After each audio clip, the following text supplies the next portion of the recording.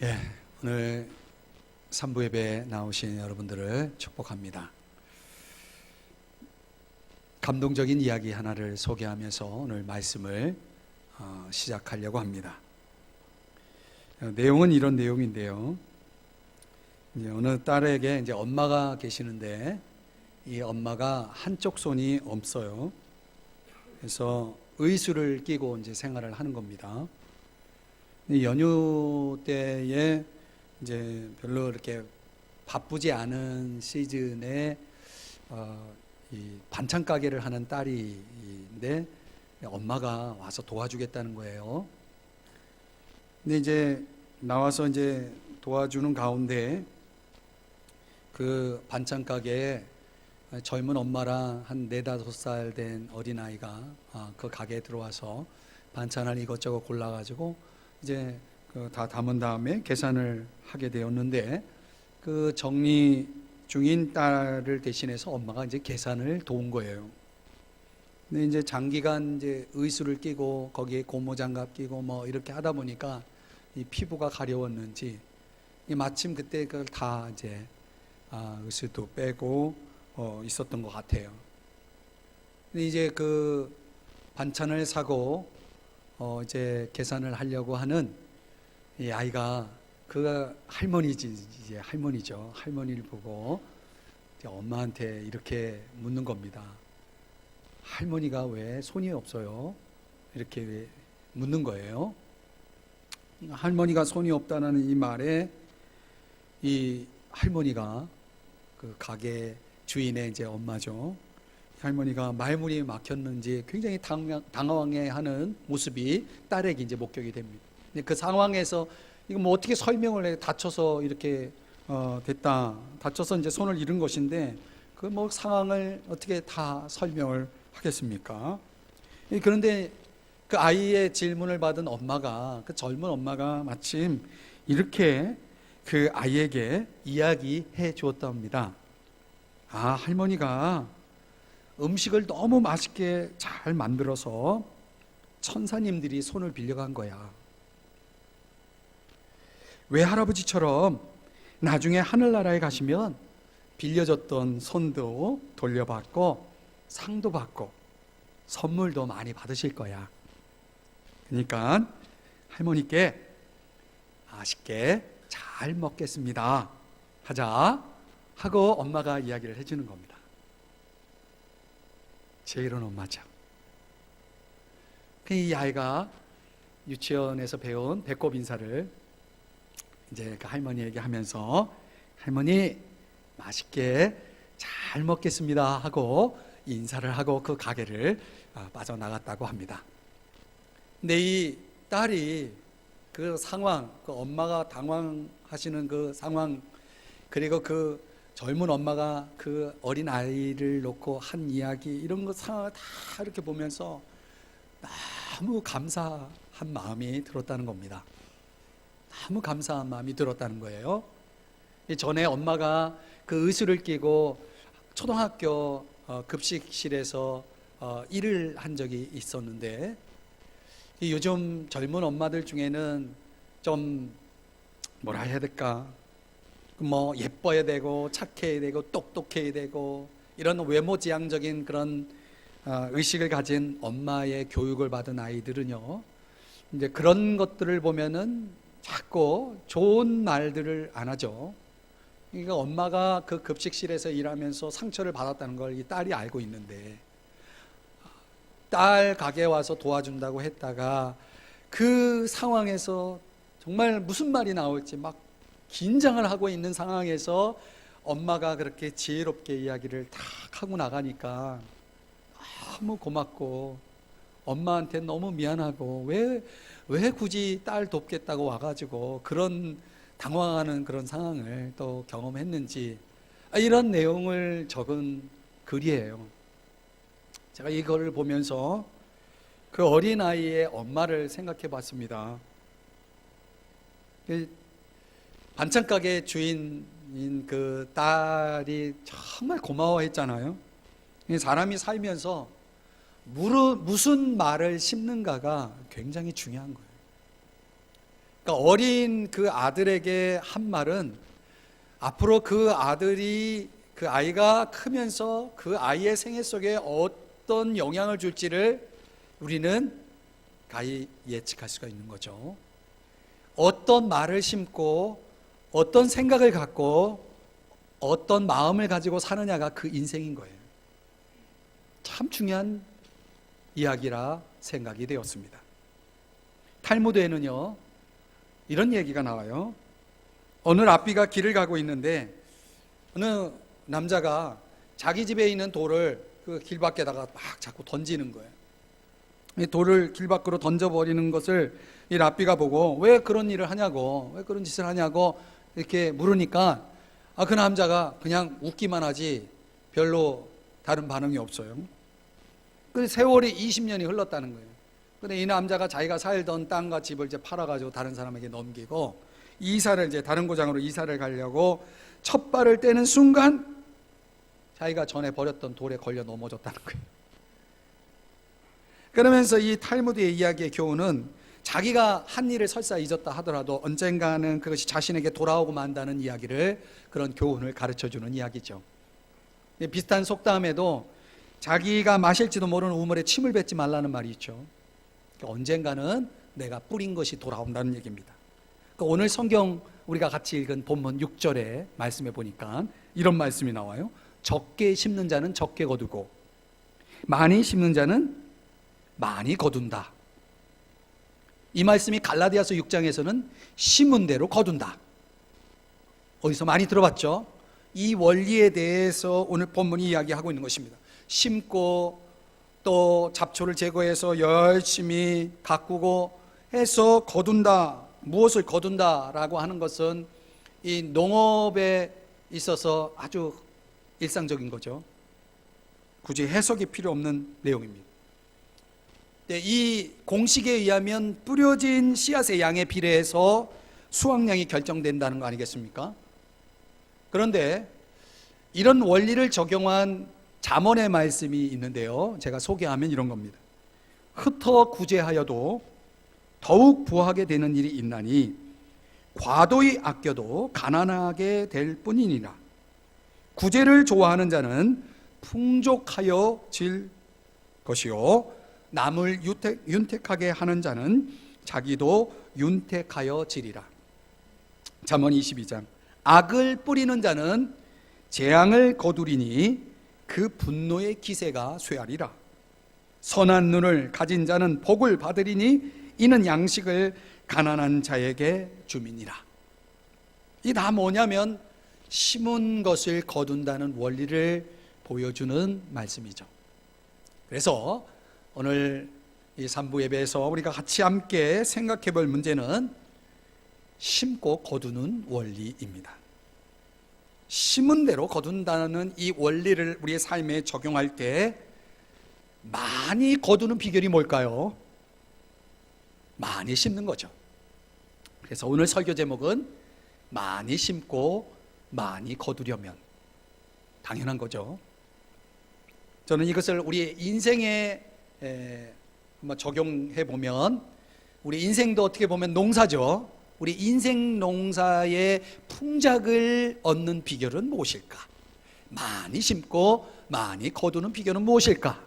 오늘 본문을 묵상하다가 제가 이 6절에서 15절 가운데서 인생 풍작의 비결을 세 가지를 찾아보았습니다. 그것이 무엇일까요? 첫 번째는 즐기는 것입니다. 한번 따라 하십시다. 즐기자. 7절 말씀을 한번 가보시면요, 오늘 본문 9장 7절의 말씀을 보시면 그 끝부분에 그런 말씀이 나와요. 하나님은 즐겨내는 자를 뭐 한다고요? 자, 저를 보실래요? 여기 중요한 단어만 우리가 주목해 보는 겁니다. 즐겨낸다. 근데 이 즐겨낸다는 말씀이 있고 나서 그 뒤에 사랑한다라는 말이 나와요. 즐겨내는 것과 사랑이 연결되는 걸 보면 이거는 누가 내린 결정이냐면 하나님이에요. 그럼 여기서 질문이 생기죠. 왜 하나님은 즐겨내는 걸 사랑하실까요? 뭔가 특별한 의미가 있지 않을까요? 저는 이 하나님이 어떤 분이신지를 좀 이해하면 여기에 대한 답을 쉽게 찾을 수 있을 것 같습니다. 이 질문을 가지고 본문을 묵상하는 가운데 저에게 떠오른 말씀은 로마서 8장 32절의 말씀이에요. 그 말씀을 더 메시지라고 하는 유진 피터슨의 영어 성경 번역본으로 보면은 이렇게 말씀을 하고 있어요. 하나님께서 아들을 보내셔서 우리 인간의 처지를 위해 자신의 전부를 주저없이 내놓으셨다면 그분이 우리를 위해 기꺼이 아낌없이 하시지 않을 일이 무엇이 있겠습니까? 이렇게 번역을 했어요. 그러니까 하나님은 어떤 분이시냐면 우리 인간의 처지를 위해서, 우리 인간을 위해서라면 주저없이 아낌없이 즐겁게 내어주시는 분이다. 히브리서 12장 2절에는요 이런 말씀이 나와요. 예수님에 대해서 말씀하면서 예수님은 그 앞에 있는 기쁨을 위하여 십자가를 참으사, 이 더 메시지라는 성경 번역에서는 그분은 하나님과 함께 결승점을 지나는 기쁨에서 눈을 떼지 않으셨기에, 기쁨에서 눈을 떼지 않으셨다. 그러니까 하나님 아버지는 주저없이 기꺼이 즐겁게 자기 아들 독생자를 인간을 위해서 내어주신 분이고요, 예수님 자신도 기쁨에서 눈을 떼지 않고 십자가를 향해 걸어가신 분, 십자가를 감당하신 분이다. 공통점은 뭐냐면 하나님 아버지와 그 아들 예수 그리스도의 공통점 뭡니까? 즐거움이 있었다는 것이죠. 왜 하나님 아버지는 그토록 아들을 주시면서도 즐거워하셨을까요? 왜 예수님은 십자가를 지시면서도 그토록 즐거우셨을까요? 그 질문에 대한 답은 요한복음 3장 16절이 가지고 있어요. 요한복음 3장 16절에 뭐라고 말씀하냐면 하나님이 세상을 이처럼 사랑하사 독생자를 주셨으니. 여러분, 왜 즐거워요? 사랑하기 때문이지. 여러분, 사랑하는 일을 위해서 무엇을 내어주는 것이 즐겁지 않습니까? 막 짜증이 납니까? 그건 사랑이 아니죠. 사랑하면 뭐가 따라와요? 즐거움이 따라오는 것입니다. 그만큼 하나님은 어떤 분이시냐면 즐기시는 분이다. 그 즐김이 어디서 왔냐면 사랑에서 나온 거죠. 이 개념을 마가복음 14장에서 또 찾아볼 수 있는데요, 한 여인이 자신이 결혼하기 위해서 준비한 결혼 자금인 향유 옥합이 있었는데, 그 옥합에 담은 그 값진 향유가 있었는데 그것을 깨트려서 예수님의 머리에 붓는 사건이 나옵니다. 근데 그 장면을 목격한 제자 중에 한 사람이 쓸데없는 것에 낭비했다고 화를 내고 있었어요. 근데 예수님은 그 화내는 제자를 진정시키면서 가만히 두어라, 이 여인은 내게 좋은 일을 했다. 너희들이 앞으로 복음이 전파되는 곳에는 이 여인이 행한 일을 반드시 말해서 그들이 기억하도록 하라. 참 놀라운 일이죠. 그럼 여기서 던질 수 있는 질문은 뭐냐면 이 여인이 어떻게 그 값진 향유를 예수님을 위해 깨뜨릴 수 있었는가? 예수님은 왜 그녀가 한 일을 낭비라 하지 아니하고 좋은 일이라고 평가했으며 그 일을 천하에 기념하게 하셨을까? 왜 예수님은 그 일을 귀하게 여기셨을까? 그녀가 행한 행위는 사랑에서 나온 것이기 때문이죠. 사랑하면 값진 것도 깨뜨릴 수 있는 거죠. 저는 바울이 그리스도인들, 예수를 믿고 구원받은 그리스도인들이 갖는 특징에 대해서 로마서 5장을 읽다가 깨달은 게 있는데요. 로마서 5장의 내용에 의하면 반복적으로 3번 사용되는 단어가 있어요. 이거는 뭐냐면 믿음으로 의롭다 하심을 얻은 사람들, 다시 말하면 구원받은 하나님의 사람들에게 나타나는 독특한 특징이 있는데, 그게 뭐냐면 즐거워한다는 것입니다. 하나님의 영광을 바라고 즐거워한다, 5장 2절. 또 환난 중에도 즐거워한다, 5장 3절. 또 하나님 안에서 즐거워하느니라, 5장 11절. 이 로마서 5장에서 이 즐거워한다는 표현이 계속 반복적으로 사용되는 것은 이 기독교인들을 특징 짓는 아주 중요한 요소다. 뭐가? 즐거움이. 그래서 제가 깨달은 건 뭐냐면, 즐겁다는 것은 그 사람이 구원받았다는 것을 보여주는 거구나. 그 사람이 사랑으로 기꺼이 즐거이 주저없이 아낌없이 내어줄 수 있는 하나님을 닮은 사람이라는 것을 보여주는 증거구나. 이런 깨달음이 오더라고요. 여러분, 이 즐김이라는 단어가 이제 이 말씀을 준비하면서 굉장히 깊이 있게 제 마음속에 깨달아진 건데요. 이 즐긴다는 현대적인 의미가 뭘까? 그걸 가지고 다시 본문을 들여다보니까요, 한번 7절을 다시 보실래요? 여기에 그 즐김의 현대적 의미가 2가지 차원으로 표현돼요. 첫째는 마음에 각각 그 마음에 정한 대로 할 것이요. 즐긴다라고 하는 것은 곧 뭐냐면 자유죠. 자유가 있다는 거죠. 여러분, 뭔가에 억압되어 있는 사람이 즐길 수 있습니까? 없죠. 자유가 있을 때만이 즐김이 따라오죠. 내가 즐길 수 있다는 것은 곧 나는 자유롭다는 거죠. 여러분, 율법은 우리를 얽어매지만 진리는 우리를 자유케 하죠. 우리가 복음 안에서, 진리 안에서 이 참된 진리를 알고 신앙생활을 하면은 그 사람은 자유가 있죠. 자유가 있는 곳에는 즐거움이 있어요. 그래서 신앙생활을 율법으로 하는 사람과 복음으로 하는 사람들의 차이는 뭡니까? 자유가 있다는 거죠. 즐거움이 있다는 거죠. 여러분들은 신앙생활을 즐겁게 하십니까? 다른 사람들을 섬길 때 즐겁게 하십니까? 즐겁게 하는 사람은 자유가 있는 사람이에요.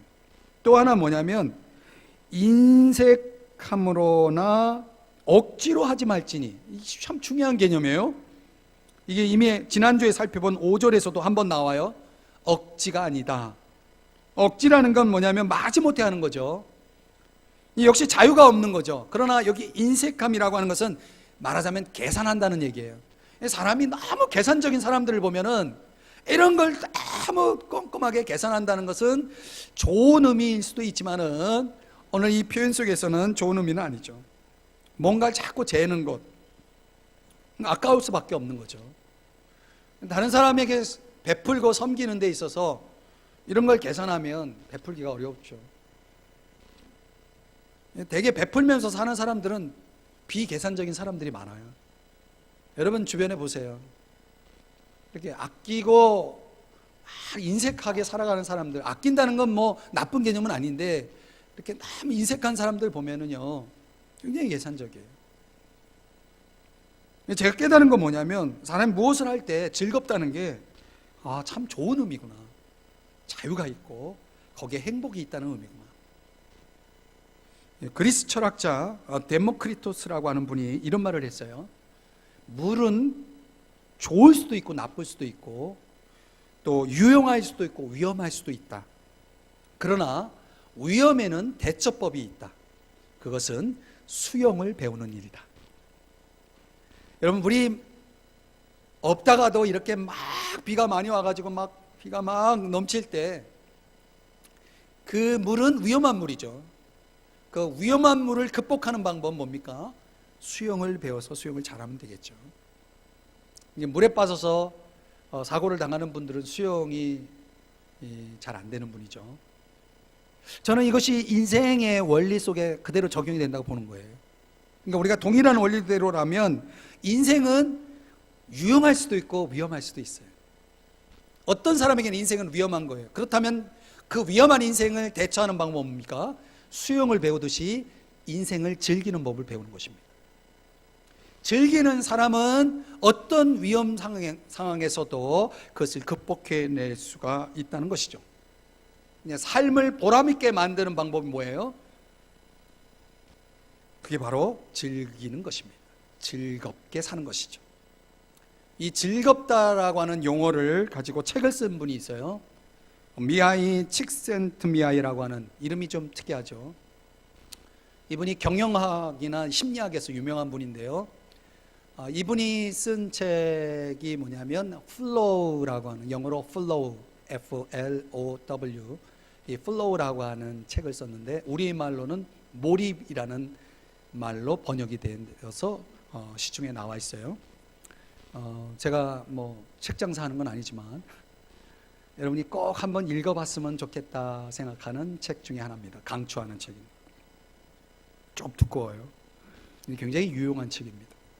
근데 그 책에서 그분이 하는 말이 그래요. 그분이 말하는 즐거움은 플로우예요.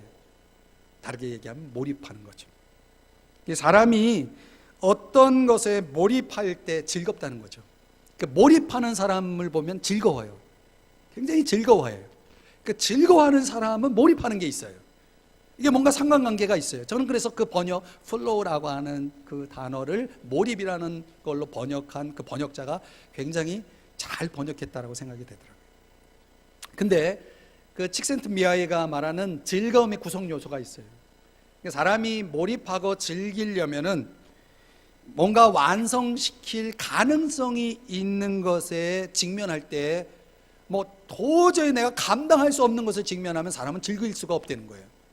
그러니까 뭔가 내가 해낼 수 있다라는 가능성이 보여야 거기서 즐거움이 나온다는 거고, 또 하나 명확한 목표가 있어야 되고, 그리고 그 목표를 이루느냐 못하느냐라고 하는 것을 즉각적으로 피드백해 줄 수 있는 그런 것이 있으면은 사람은 즐겁게 몰입할 수 있다라고 얘기해요. 저는 이 교육에서 굉장히 이렇게 우리가 활용해 볼 만한 내용이라고 봅니다. 자녀들 양육하면서 목표를 주고 그걸 했는지 안 했는지 정확하게 피드백을 해줄 수 있는 사람이 되면, 그런 사람이 있으면 몰입을 할 수 있다는 거죠. 또 하나는 일상에서 너무 걱정에 매여가지고 걱정으로부터 자유로울 수 있다면 깊은 몰입 상태로 들어갈 수 있다는 거예요. 사람이 걱정이 많으면 뭔가 이렇게 중심이 잡히지 않고 뭔가에 이렇게 집중하기가 어렵다고 그래요. 걱정거리가 없어야 되겠죠. 또 하나는 이분이 7가지 얘기하는데 이제 몇 가지, 한 가지만 더 얘기하면 시간 개념이 왜곡된대요. 그래서 몇 시간이 몇 초처럼 느껴진다는 거죠. 야곱이 라헬을 사랑하니까 7년을 봉사하면서 수일처럼 여겼죠. 이게 몰입이에요. 즐거운 거예요. 왜? 사랑하는 일을 위해서 내가 지금 봉사하고 있다고 생각하니까 시간이 굉장히 짧게 느껴지는 거죠. 7년이 수일처럼 느껴졌다. 이건 뭡니까? 시간 왜곡이죠. 그러니까 우리 인생이 지겨워, 너무 힘들어, 이건 뭐예요? 뭐가 없는 거예요? 즐거움이 없는 거죠. 그러니까 시간 개념이 왜곡된다라고 할 때라고 하는 것은 굉장히 좋은 개념입니다. 그러니까 오늘 저는 이 즐긴다는 개념이 이렇게 심리학에서도 굉장히 중요한 개념으로 다루고 있더라고요. 그러니까 우리가 행복감이라고 하는 것은 즐거움이라고 표현한다 그러면 칙센트미하이는 이걸 플로우다, 몰입이다라고 하는 얘기입니다. 그러니까 오늘 성경이 즐겨낸다는 이 개념이 하나님 그걸 보는 거죠. 즐긴다. 이게 뭔가 거기에서 그 몰입하고 있는 그 어떤 심리적인 상태, 이런 것뿐만 아니라 그 속에서 정말 하나님이 주신 어떤 그런 내적 기쁨을 만끽하고 있는 그런 사람. 그러니까 마치 하나님을 닮은 모습, 그러니까 나를 닮은 걸 보니까 너무 사랑스럽고 너무 좋은 거죠. 근데 우리가 그렇게 하나님을 닮아서 살아가야 한다는 거죠. 하나님은 어떤 분이세요? 즐기시는 분이시다. 그러니까 오늘 저와 여러분이 인생 풍작을 위해서 가져야 될 키워드가 뭐냐면 즐거움이 있어야 된다는 거죠. 탈무드에 보면요, 이런 말이 있어요. 선행에 대한 최대의 보수는 한 번 더 선행을 행하는 것이다. 깊이 생각해 볼 얘기거든요. 내가 선행을 하면, 내가 좋은 일 하면 나에게 뭐가 좋은 게 오겠지? 이런 개념이 아니고, 그 최대의 보수는 한 번 더 선행을 행하는 것이다. 이걸 반대로 얘기하면 내가 즐거이 좋은 일을 선행을 하지 않는다면 그 선행할 기회가 더 이상 주어지지 않는다는 거죠. 이 말은 무슨 얘기냐면 내 마음속에 누구를 위해서 뭔가 주고 싶은 마음도 없어지고 줄 기회도 없어지고 줄 것도 없어진다는 거죠. 이게 뭐예요? 불행이죠. 여러분, 삶에는요 수많은 기회와 도전이 있기 마련입니다. 그러니까 어떤 사람은 그 도전을 부담스러워하고 어떤 사람은 도전을 즐깁니다. 운동을 하는 사람들 가만히 보세요. 예를 들면 체스를 하는 선수에게 체스판을 가져다 주면 흥분을 하죠. 그러나 체스의 룰을 모르는 저 같은 사람은 귀찮죠. 힘들어하죠. 인생의 도전이 어떤 각도에서는 그게 흥분되고 정말 즐거운 것이고 어떤 각도에서는 굉장히 부담스러운 거죠. 우리가 다른 사람을 도우면서 살아간다, 많이 심고 많이 거두는 인생을 살아가기 위해서는 적어도 올바른 개념의 도전의식이 필요한 거죠. 우리가 그런 도전 속에 살아갈 때 인생은 즐거운 거예요. 칙센트 미아이가 이야기하는 것도 그런 얘기입니다. 그러니까 기억하세요. 많이 거두려면 어떻게 됩니까? 많이 뿌려야죠. 많이 심어야죠. 많이 심으려면 우리에게 뭐가 있어야 되냐면 그 심는 즐거움이 있어야 되는 것입니다. 그 심는 즐거움은 자유가 있을 때만이 가능합니다. 누가 하라고 해가지고 하는 게 아니죠. 마음에 정한 대로 즐겨서 그 베품의 씨앗을 심으면 굳이 울며 씨를 뿌릴 필요가 없어요. 즐겁게 뿌리는 거죠. 그러면 기쁨으로 거두게 될 것이라는 거죠. 기억하십시오. 즐기셔야 됩니다. 두 번째로 많이 심고 많이 거두는 인생 풍작의 비결은 뭐냐면 믿음이 있어야 된다는 거죠. 믿음을 가져야 된다. 한번 알아십시다. 믿음을 갖자. 여러분, 많이 심느냐의 문제는 결국 믿음의 문제다. 이걸 보여주는 말씀이 8절입니다. 8절 가봅니다. 8절에 보면 하나님이 능히 모든 은혜를 너희에게 넘치게 하시나니, 여기 수식어를 잘 보세요. 능히 모든 은혜를 너희에게 넘치게 하시나니. 이걸 종합하면 하나님은 어떤 분이십니까? 하나님은 능치 못할 일이 없으신 분이에요. 능히 하실 수 있는 분인데 그분이 하시는 일은 뭐냐면 모든 은혜라는 건 뭡니까? 나의 모든 필요를, 나에게 있어야 할 것들을, 나에게 필요한 것들을, 그 모든 은혜를 주신다. 어떻게 주신다? 넘치게 주신다. 이걸 믿어야 된다는 거예요. 이걸 믿어야. 반대로 얘기하면 사람들이 많이 심지 못하는 가장 결정적인 이유가 뭐예요? 내가 뿌릴 게 없다는 것. 그런 내가 뿌릴 게 없다는 생각, 나도 부족하다라는 생각이죠. 뭐가 없는 거냐면 그가 자원이 없는 게 아니고 그가 믿음이 없는 거예요. 뿌릴 자원, 심을 자원이 없는 문제가 아니라 심을 믿음이 없는 문제라는 것입니다. 무엇에 대한 믿음입니까? 하나님에 대한 믿음이죠. 그래서 오늘 이 8절이라는 한 구절 속에 모든이라는 단어가 4번 반복되어 사용되고 있어요. 이 모든을 모아서 그 개념을 설명하면 하나님은 복을 주시는데 모든 걸 다 주신다는 거예요. 그러니 부족함이 없죠. 그를 모든 상황에 필요한 모든 것을 다 공급하시는 하나님을 믿는 사람이 심는 데 주저하겠습니까? 이 말라기 3장 10절에 보면요, 대부분 11절을 강조할 때 이 본문을 인용하는데 사실 엄밀하게 보면은 11조에 대한 강조점보다는 이런 말씀이 있어요. 하늘 문을 열고 너희에게 복을 쌓을 곳이 없도록 붙지 아니하나 보라, 이렇게 말씀하고 있어요. 그러니까 복을 붙는지 안 붙는지 한번 너희들 보라라고 얘기하는데 이거는 약속이 아니에요. 하나님 앞에 열심히 드리면 너희들 하나님이 복을 주실 테니까 믿으라, 이런 얘기가 아니고 너희들 왜 이렇게 나를 못 믿니? 라는 책망의 말씀이에요. 이 3장 10절의 말씀입니다. 그러니까 하나님이 제일 답답해하는 게 뭐냐면 항상 능히 모든 은혜를 넘치게 부어주시는 하나님에 대해서 믿지 않는 것에 대해서 답답해하는 거예요. 우리 인간의 삶의 문제는 자원의 문제가 아니라 믿음의 문제라는 거죠. 하나님을 믿지 못하기 때문에 그런 거예요.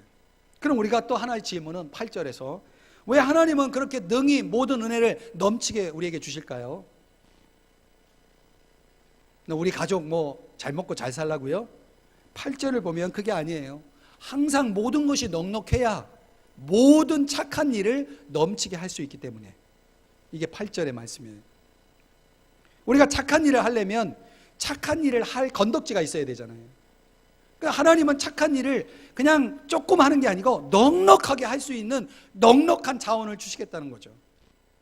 이게 흘러가는 겁니다. 플로잉 하는 거죠. 우리가 이렇게 흘러가는 것입니다.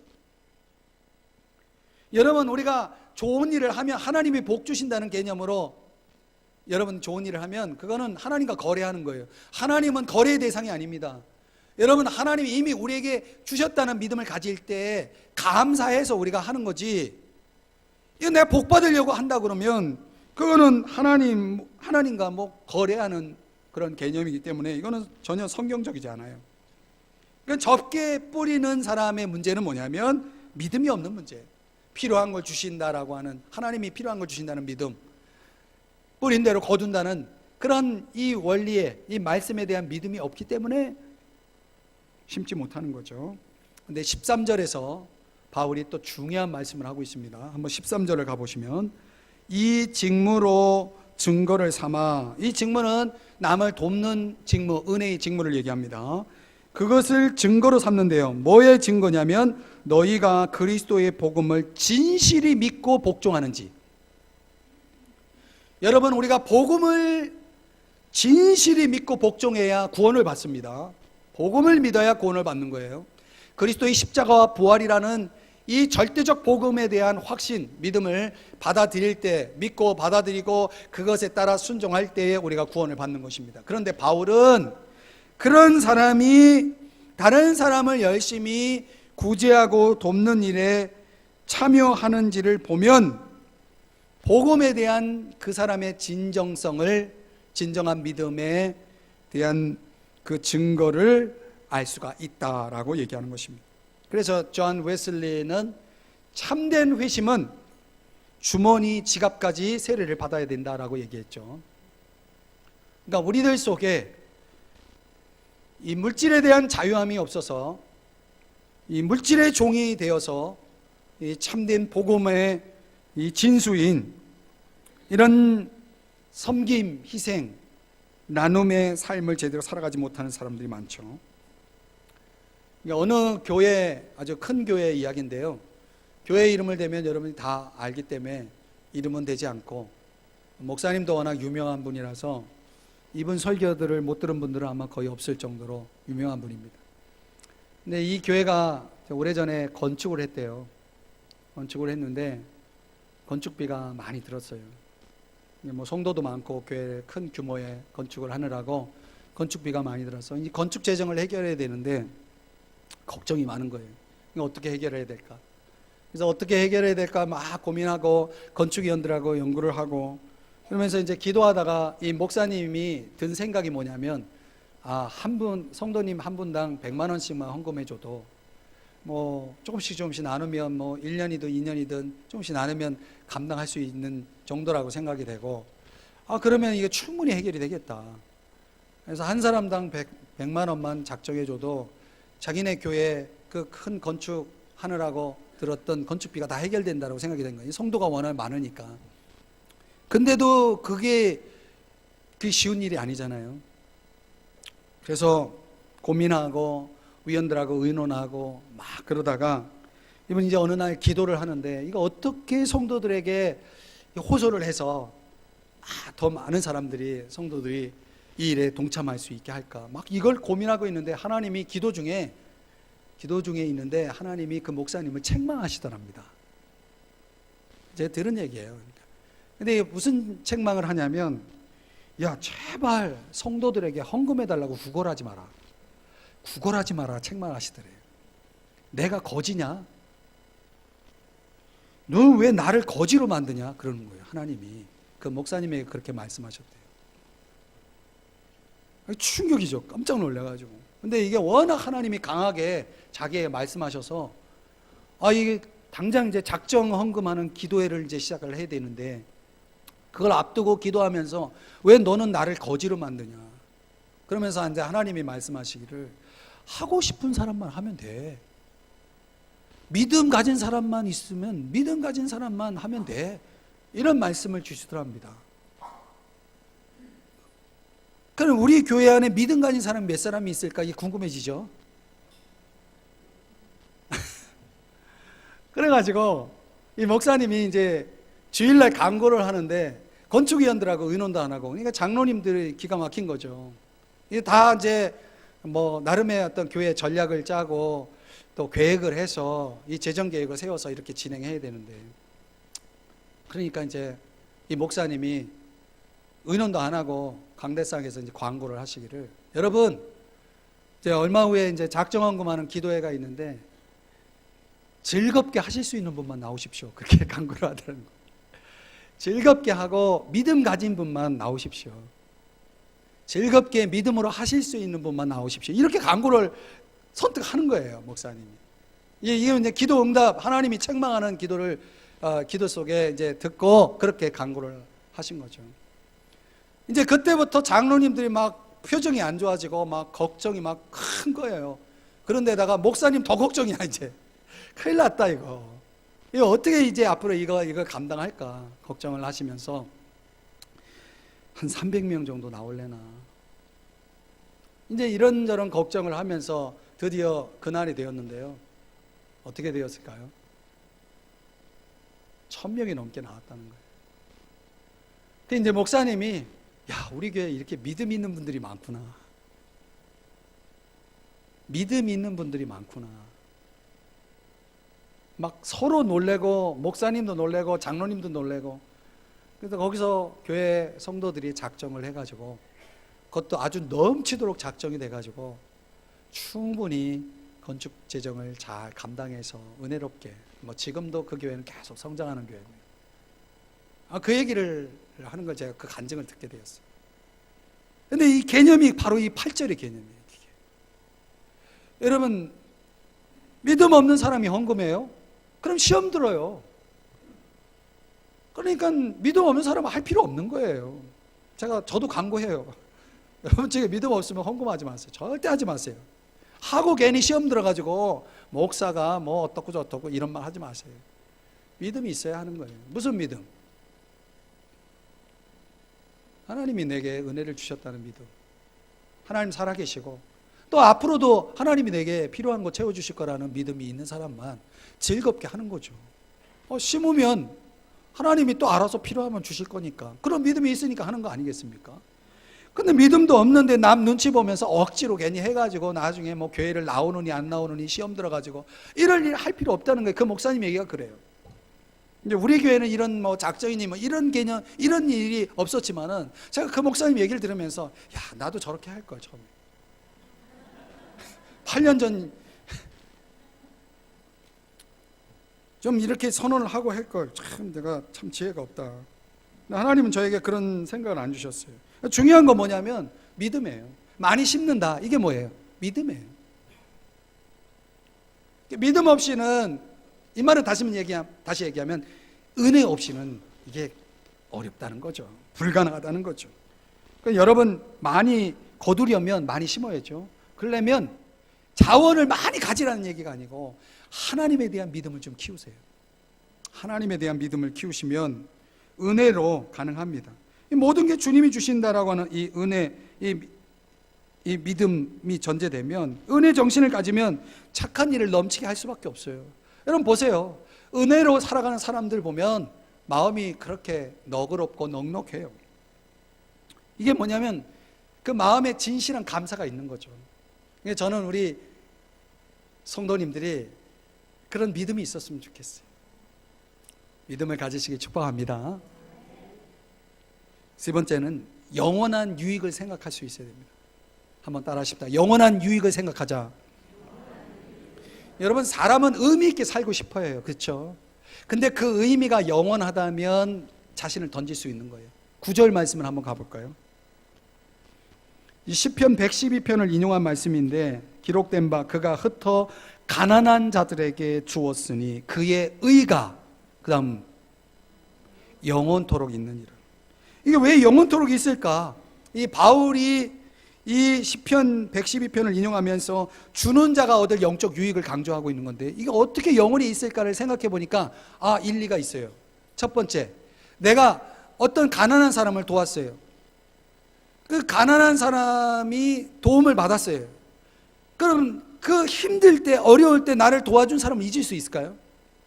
제가 신학교 시절에 그 전도사 정말 어렵게 살고 있을 때 저를 이름도 없이 빛도 없이 진짜 도와준 사람이 있었어요. 저는 얼굴도 모르는 사람인데 저를 도와준 분이 있어요. 제가 평생 그분을 잊지 못해요. 제가 평생 그분께 정말 감사의 마음을 갖고 있어요. 여러분, 누군가를 여러분이 도왔는데 그분이 여러분을 정말 죽을 때까지 감사하고 여러분을 축복한다고 생각해 보세요. 의가 영원히 남는 거예요. 영원히 남는다는 게 그 다른 의미가 아니더라고요. 내가 누구를 도왔을 때 그 은혜가 오랫동안 기억될 수 있다는 거예요. 여러분이 이왕 다른 사람을 돕는다면 그런 도움의 손길을 펼칠 수 있어요. 다시 내게 돌아오지 않는 정말 도움이 필요한 사람들, 우리 주위에 있거든요. 그런 사람, 정말 도움이 필요한 사람. 그리고 또 가만히 생각해 보니까 하나님이 기억하시고 상을 주신다면 이건 또 영원한 유익이구나. 마태복음 25장에 보면 배고픈 사람이 먹을 걸 주고 목마른 사람에게 마실 것을 주고 그리고 헐벗은 사람에게 입을 것을 주었는데 주님이 어느 날 이제 이 사람이 천국에 가서 심판을 받는데 너는 복받을 사람이라고, 너를 위해 예비된 나라를 상속하라고 하면서 칭찬을 해주시는 거야. 내가 언제 복받을 일을 했냐고. 그랬더니 너가 이러이러한 지극히 작은 사람, 지극히 별 볼 일 없다라고 생각하는 그 작은 사람을 위해서 한 것이 곧 내게 한 것이야 라고 기억하시고 거기에 대해서 상을 주신 내용이 나와요. 이 진리를 우리 여러분 잊지 마셔야 돼요. 그러니까 하나님이요, 우리가 행한 것 남이 보든 안 보든 내가 한 일에 대해서 하나님은 다 리코딩하고 있다는 거죠. 그것을 통해서 하나님 우리를 평가하시고 상을 주시겠다는 거 하니 여러분, 우리가 누군가를 위해서 그렇게 섬기고 나누고 그렇게 열심히 베품의 씨앗을 심었는데 하나님이 있겠습니까? 하나님이 기억하시는 거죠. 하나님이 상을 주시는 거예요. 또 하나는 뭐냐면 11절에 가면은 거기에 그런 표현이 나와요. 하나님께 감사하게 하는 것이라. 여러분, 도움을 받은 사람은요, 도움을 준 사람에게만 감사하는 게 아니고 그 도움을 주도록 마음을 주시고 도울 걸 주신 그 하나님께도 감사한다는 거죠. 결국 하나님이 영광을 받으시고 하나님이 감사를 받으시는 거예요. 이 하나님이 감사를 받고 하나님이 영광을 받는 건 영원한 거예요. 여러분, 우리 그리스도인들이 뭔가 개인적으로 내가 복 받기를 원해서 베푸는 거하고 정말 하나님이 내게 은혜 주셔서 그 감사의 마음에서 그냥 순수하게 이렇게 돕는 거하고는 큰 차이가 있어요. 이 존 러스킨이라고 하는 분이 한 말인데요, 한번 들어보실래요? 감사의 말을 듣고 이익을 얻으려는 계산으로 다른 사람들을 잘 대한다면 거짓 선행에 대한 최소한의 보상도 받지 못할 것이다. 그러나 타산적인 생각이 전혀 없이 사람들을 잘 대한다면 포상과 이익을 얻을 것이다. 모든 것이 다 그렇다. 귀담아 들을 이야기죠. 우리가 어떤 마음으로 돕느냐, 이게 굉장히 참 중요해요. 내가 저 사람에게 뭘 기대하고 돕는 게 아니고 정말 순수하게 내가 도울 수 있으니까, 그런 감사가 그런 은혜가 내 안에 있으니까 내가 그렇게 나누고 베풀 때에, 그래서 바울은 그걸 뭐라고 얘기냐면 말할 수 없는 그의 은사로 말미암아, 15절에서 그렇게 얘기해요. 하나님께 감사합니다. 하나님께 감사하기 때문에 할 수 있는 이런 베품이 있을 때에 이 베품이 하늘에까지 이어지는 건 당연한 거 아니겠습니까? 영원한 유익이 있는 거죠. 이 톨스토이 소설 가운데 이런 얘기가 있어요. 들어보셨는지 모르겠어요. 어느 농가에 구거라는 이 한 거지가 이제 찾아왔는데, 그 농부는 밭에 그냥 뭐 토마토, 오이, 가지 뭐 농사를 지었으니까 열매가 많은 거예요.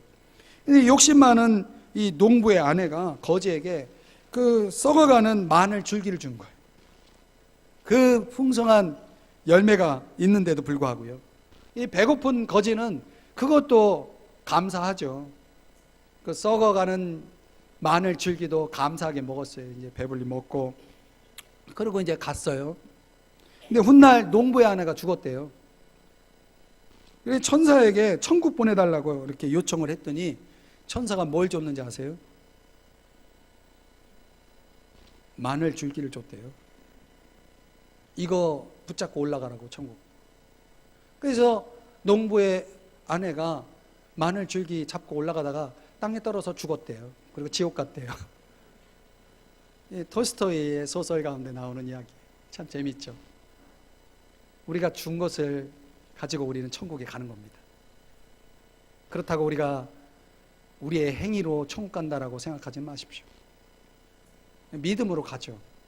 그러나 그 믿음은 그냥 믿습니다의 믿음이 아니고 충분히 천국까지 나를 이어줄 수 있는 나의 그 선한 행위가 따라오는 행함이 있는 믿음이죠.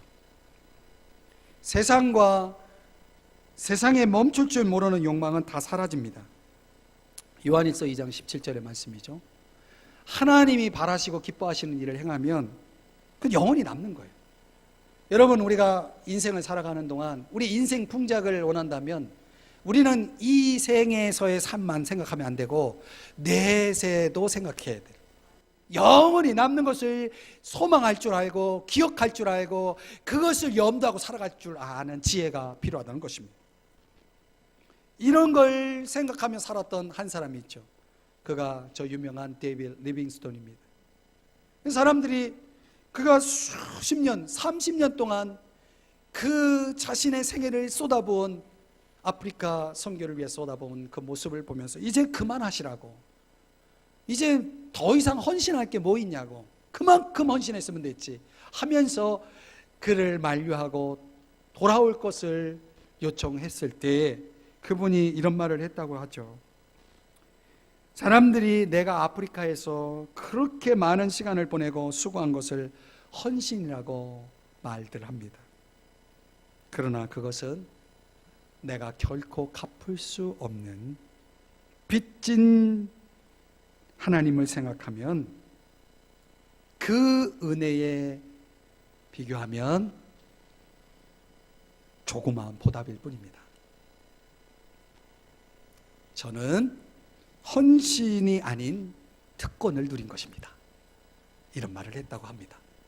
사랑하는 여러분, 많이 심고 많이 거두는 인생 풍작의 비결을 함께 생각해 보았습니다. 여러분의 인생은 많이 거둘 준비가 되어 있는지요? 저와 여러분에게 주어진 기회를, 우리 인생은 한 번 오는 기회라고 본다면 그 기회를 특권으로 누리는 플로우가, 몰입이, 즐거움이 있어야 합니다. 그것은 우리가 하나님으로부터 얻는 것이기도 합니다. 또한 우리에게 모든 것을 넘치도록 능히 주실 수 있는 하나님에 대한 믿음이 필요합니다. 그리고 우리는 이 생에서의 삶으로 끝나는 것이 아니라 저 내세에 영원한 천국에서의 삶까지도 생각해야 하는, 영원한 유익을 생각하고 소망하는 안목이 있어야 합니다. 이 세 가지 꼭 기억하고 살았으면 좋겠습니다. 우리 자리에서 일어나서 이 찬양을 결단의 찬양으로 함께 부르면서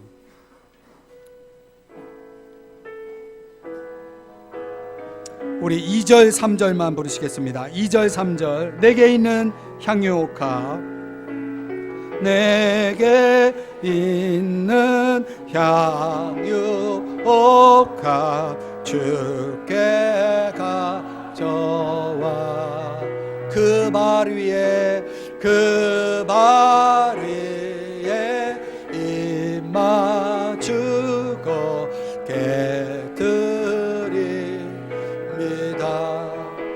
아멘. 나를 위해 십자가에 오르신 그 발 흘린 피로 나의 죄를 대속하셨네. 내게 있는 향유가 주께 가져와 그 발 위에 입 맞추고 깨뜨립니다. 아멘. 주님 다시 이 땅 위에 임하신 그때 주의 그 사랑으로 날 받아주소서.